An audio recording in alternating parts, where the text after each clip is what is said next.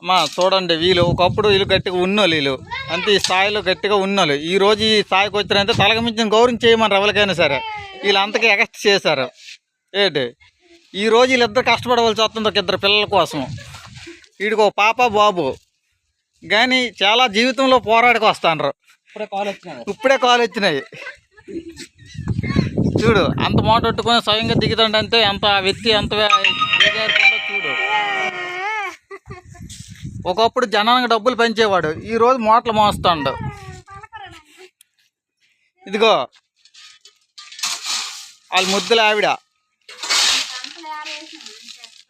ఇంట్లో ఈదున్న కంపలు బయట నేయడమేటో తెలియదు. అలాంటిది ఈరోజు మూటలు ఎత్తుతుంది.